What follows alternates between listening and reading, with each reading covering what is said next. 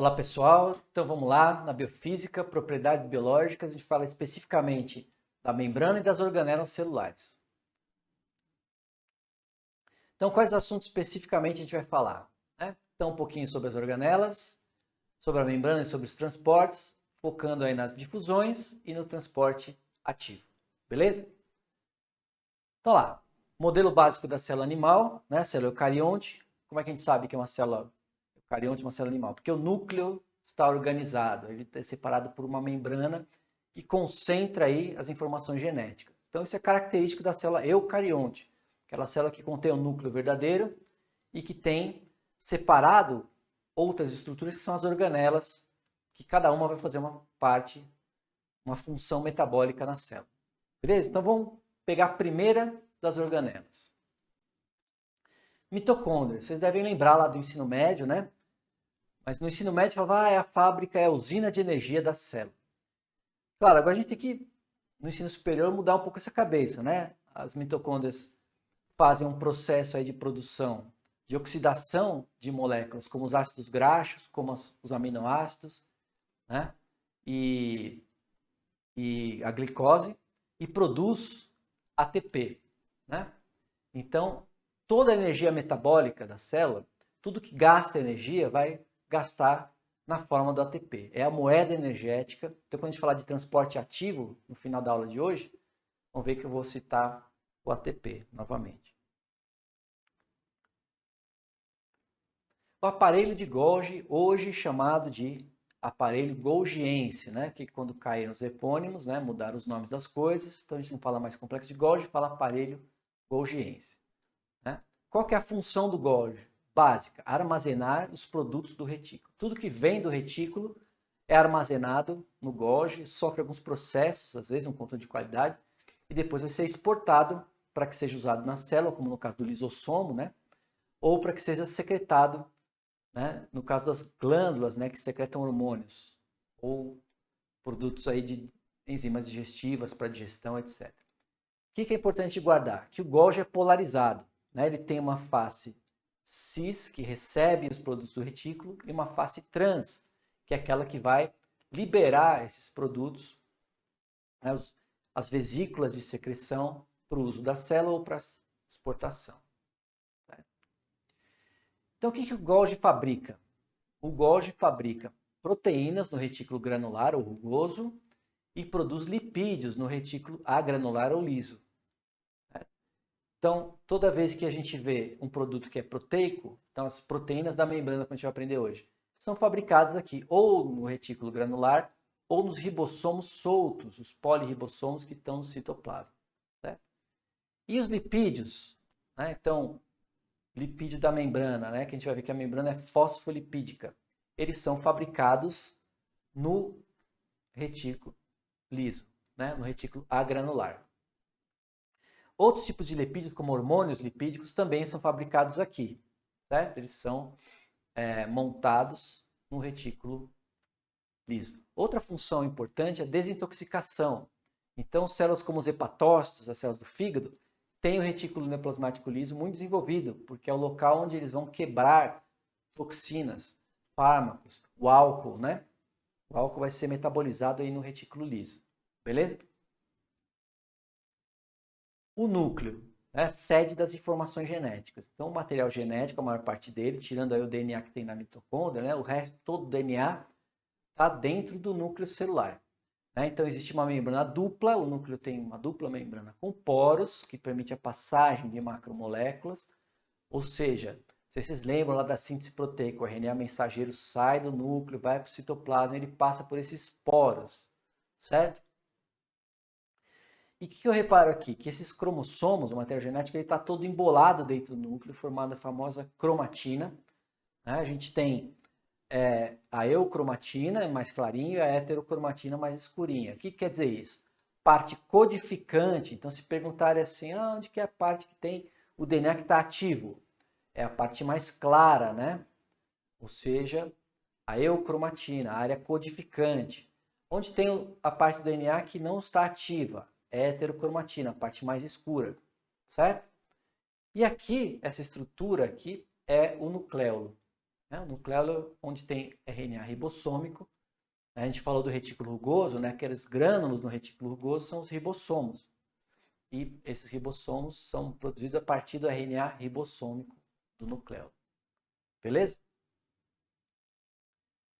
Então, olha lá, a gente viu os cromossomos todos embolados dentro do núcleo. Certo? Mas se eu for puxando, eu vejo que essa cromatina é composta por vários fios de cromatina. Quantos? 23 pares, ou um total de 46 cromossomos que estão dentro desse núcleo. Esse é o famoso cariótipo humano. Quando na genética a gente quer saber se há algum problema, né, no número de cromossomos, se faz o exame do cariótipo para contar. Né? Tá tudo certo aqui. Temos o quê? Um menino ou uma menina? Vocês acham?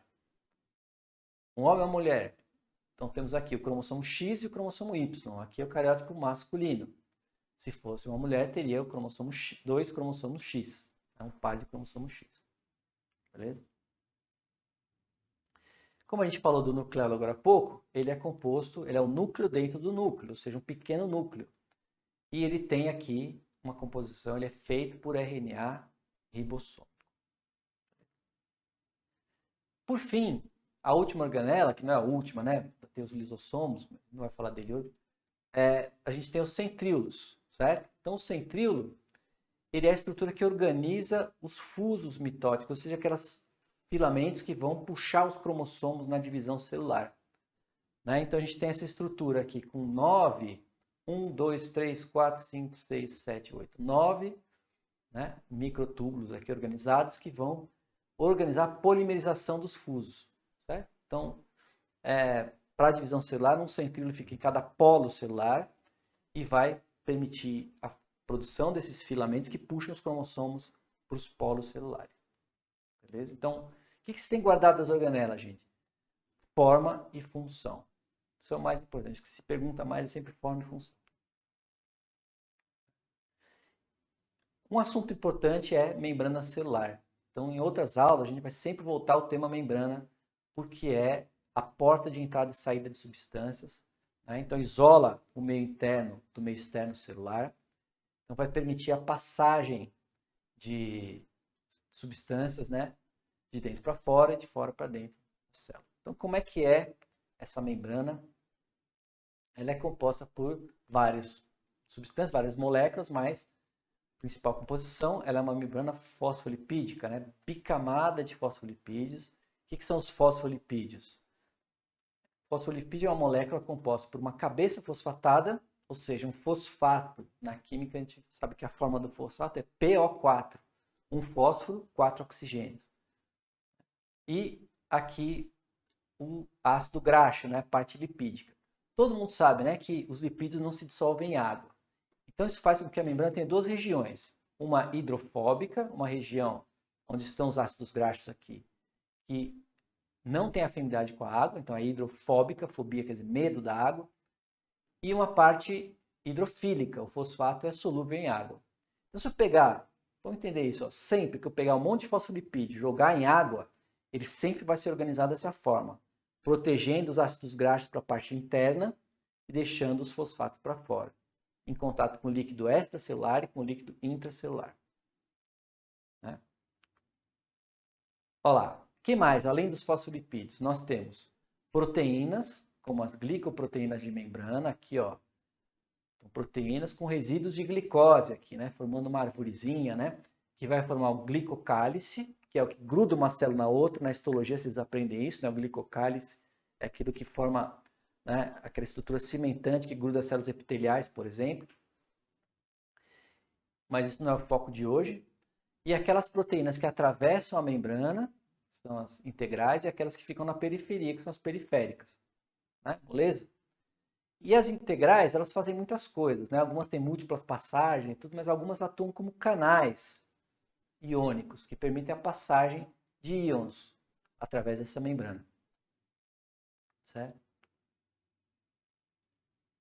Então, revisando aí as propriedades da membrana celular. Né? Então, a primeira propriedade, a membrana é seletivamente permeável. Né? Ela é capaz de permitir a entrada e saída de várias substâncias. Controlar, né, essa entrada e saída. Ela é permeável ao quê? Isso é importante guardar. É simples, ó. Pequenas moléculas apolares, pequenas moléculas sem carga elétrica, né? Exemplo, oxigênio, gás carbônico, né? São moléculas que são pequenas e que não têm carga elétrica. O etanol, né? O álcool é etílico, né?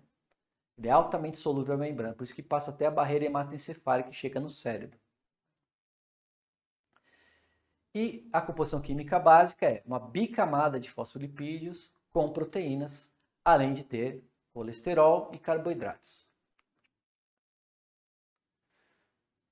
A gente chama essa conformação da membrana de modelo mosaico fluido. Por que mosaico fluido? Porque eu tenho os fosfolipídios e proteínas encravadas formando um mosaico, né? Cuja função é isolar a célula do meio externo, do meio extracelular, controlar a entrada e a saída de substâncias, né?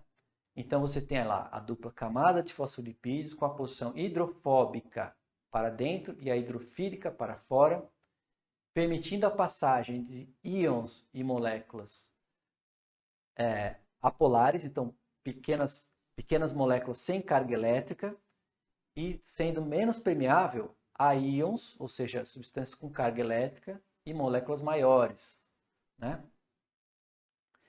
E tendo aí nas suas proteínas as proteínas periféricas, que são aquelas que ficam só na face externa ou interna, e as integrais, aquelas que atravessam a membrana por completo.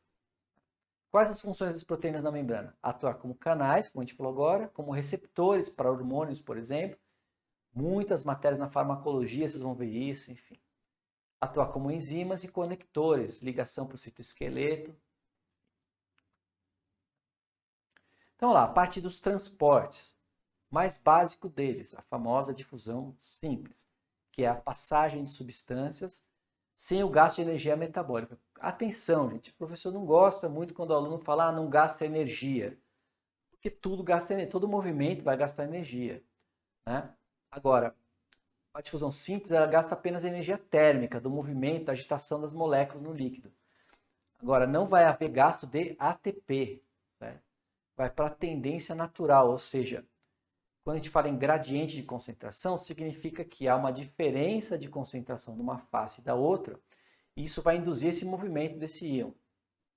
Ou seja, sempre, o íon vai se movimentar de onde há maior concentração para menor concentração. Quando a gente falar de pressão lá para frente, sempre da maior pressão para menor pressão.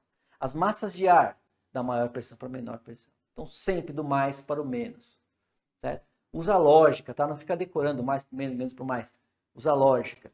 Sempre a tendência é de algo que está em grande concentração chegar em equilíbrio, né? Ou seja, no final das contas, a concentração deste lado da membrana é igual a deste outro lado da membrana.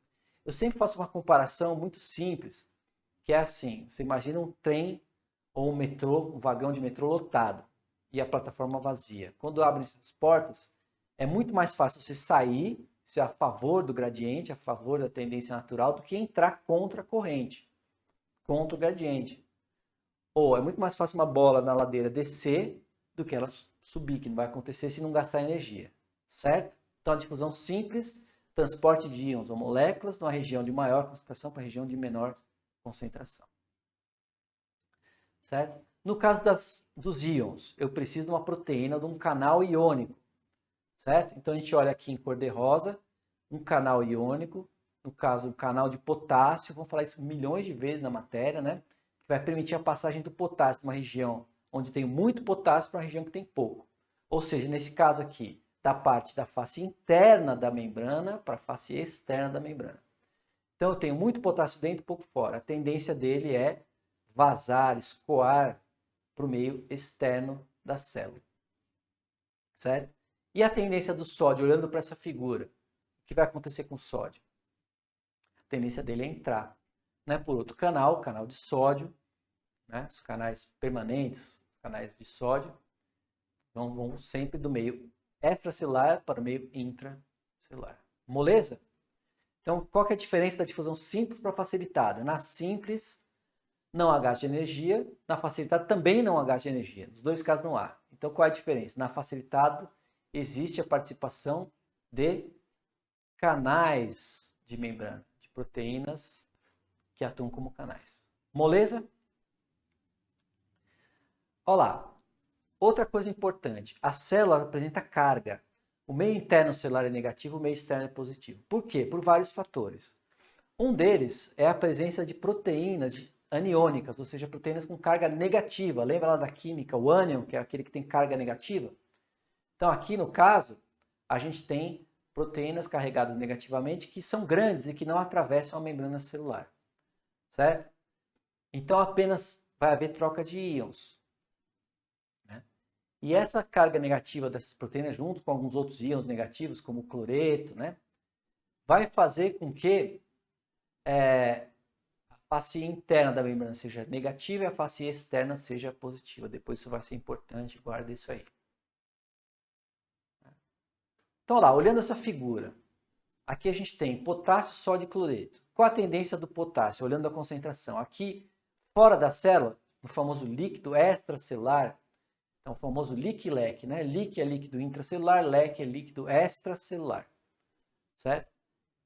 A tendência do potássio é sair, porque eu tenho uma concentração maior dentro, e a tendência do sódio, entrar, e a tendência do cloreto, entrar, e a tendência dos ânions, das proteínas aniônicas, ficar, porque elas não passam os poros da membrana fosfolipídica, né? A coisa tem que ser muito pequena para passar livremente para a membrana, menor que 8 angstroms, não importa, angstrom é uma medida, né? Então, só coisas muito pequenas ultrapassam a membrana. Beleza? Já os transportes ativos, a famosa bomba de sódio e potássio, o que acontece? É o trauma do estudante de saúde, né? Ou seja, o cara ouve falar bomba de sódio e potássio, acha que nunca vai aprender. É muito simples. É claro que tem detalhes que são mais complexos, mas a ideia geral é muito simples. Você vai bombear íons contra o gradiente. Então, o sódio, que está em concentração baixa, né, dentro da célula, ele vai ser bombeado para a região de maior concentração, que é o espaço fora da célula, líquido extracelular. E o potássio acontece o contrário. Então, para fazer isso, não tem outro jeito a não ser gastando ATP, gastando energia metabólica, certo? Então, você tem a troca desses íons contra o gradiente de concentração. Depois a gente vai ver em outra aula quanto, né? Tem quantidade de sódio, quantidade de potássio, né? Que vão ser diferentes, mas essa bomba vai sempre trocando esses íons, né? De maneira a manter a diferença de concentração. Se a bomba de sódio e potássio parar, a célula incha, a membrana se rompe e ela morre. Então, uma das causas mais comuns de necrose que vocês aprendem na patologia é parada da bomba de sódio e potássio por falta de glicose ou por falta de oxigênio. Né? Então, essa célula vai sofrendo edema até que a membrana rompe e ela morre. Isso vai ser importante para a manutenção desse gradiente eletroquímico para o famoso potencial de ação que a gente vai estudar na parte de neurobiopotenciais de membrana, né? Então, olha lá, em vermelho a gente tem representado aqui a bomba de sódio e potássio, né? O sódio está representado aqui em verde, o potássio em roxo, né? Então você nota que tem 3 lacunas redondinhas aqui para encaixar o sódio e 2 lacunas pontiagudas ou triangulares para o potássio, né? Então o que acontece? A gente tem o bombeamento do sódio, né? Eu consigo bombear 3 sódios para cada 2 potássios, trocando, né? Contra o gradiente de concentração, gastando energia, né? Então eu vou bombear 3 sódios para fora, 3 sódios para fora, 2 potássios para dentro, né? Então, quando você tem a bomba funcionando, ela vai garantir que a membrana fique negativa dentro e positiva fora. E depois do potencial de ação, a gente vai ter a ação dos canais iônicos de sódio que vão permitir a passagem a favor do gradiente, né? Sem gasto de energia. De uma maneira muito rápida, o sódio vai entrar em fluxo de sódio e aí isso vai produzir o famoso potencial de ação, essa curva aqui que a gente vai ver com mais detalhes mais para frente. E depois a saída de potássio também a favor do gradiente, restabelecendo o equilíbrio novamente, o potencial de repouso. Então essa figura ela mostra um resumão do potencial de ação, em que a gente tem a participação da bomba, bombeando sódio e potássio, e dos canais iônicos. Vê se facilita essa ideia aqui. Quando a gente tem uma caixa d'água em cima de um prédio, e você tem que bombear a água para o topo do prédio, gasta energia? Sempre vai gastar. Então, quando fala em bomba de sódio de potássio, gasta energia metabólica. Agora, quando você abre a torneira, gasta energia? Não, porque é a favor do gradiente gravitacional, então não gasta energia. Aqui é a mesma coisa. Quando a gente fala em bomba de sódio de potássio, gasta energia para bombear sódio para fora, 3 para fora, potássio 2 para dentro, gastando energia. Agora, quando os canais iônicos se abrem, o sódio passa passivamente, sem gasto de energia, né, a favor do gradiente ladeira abaixo, e o potássio, o contrário, sai passivamente, também ladeira abaixo, sem gasto energético. Beleza? Deu para aprender alguma coisa hoje? A gente vai precisar desses assuntos para as próximas aulas também. Assista quantas vezes forem necessárias, né? E para aprofundar o conhecimento, né, a gente viu nessa aula aqui, ó, um pouquinho sobre organelas, um pouquinho sobre membrana de transportes, difusão, transporte ativo. Esses foram assuntos de hoje, né? Quais os livros clássicos aí? 90% das faculdades de medicina do planeta Terra utilizam o famoso Guyton, né, o Tratado de Fisiologia Médica, tem tudo lá, né? Eu gosto bastante do livro da Silverton, chamado Fisiologia Humana. Ele é bem mais didático, assim, muito ricamente ilustrado e tudo, um livro bem bacana.